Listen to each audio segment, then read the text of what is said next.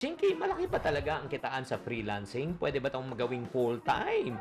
Yes, kung yan ang gusto nyo malaman, yan po ang pag-uusapan po natin. Una, magkano ba ang pwedeng kitain ng freelancing?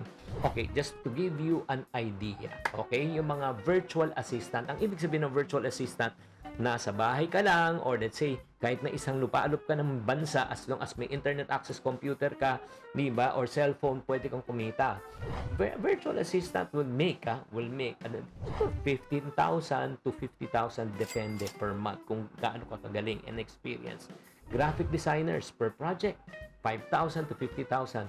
Online English tutor, 150 to 500 pesos per hour. Freelance writer per article, 500 to 5,000. Depende kung gaano ka kagaling. So, in other words, malaki talaga ang pwedeng kitain. At ang kagandahan pa, pag nag-freelancing ka, wala ka talagang isang boss. Pwede kang mag-multiple clients. Pero ang downside ng freelancing, no work, no pay. O ganun lang po. O walang regular na sweldo.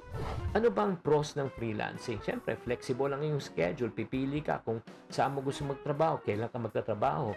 And number 2, unlimited income potential. The more clients, the more income. Number 3, siyempre, ikaw ang boss.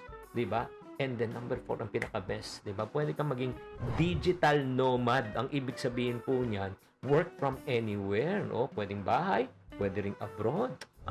Ano naman cons ang freelancing? Siyempre, walang guaranteed na sweldo. Depende sa dami ng kliyente. Number 2, walang benefits. Walang SSS, walang PhilHealth, walang HMO.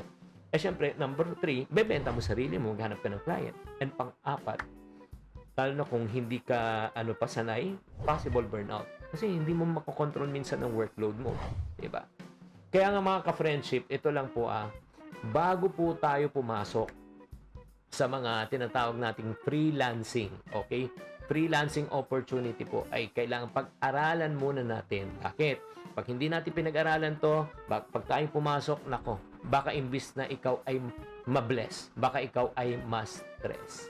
Kaya mga ka-friendship, bago mag-freelance, pag-aralan muna bago talaga mag-commit. Sana naman nakatulong tong episode na ito. Tatandaan, tamang karunungan, tamang disiplina po ang susi sa pangyaman.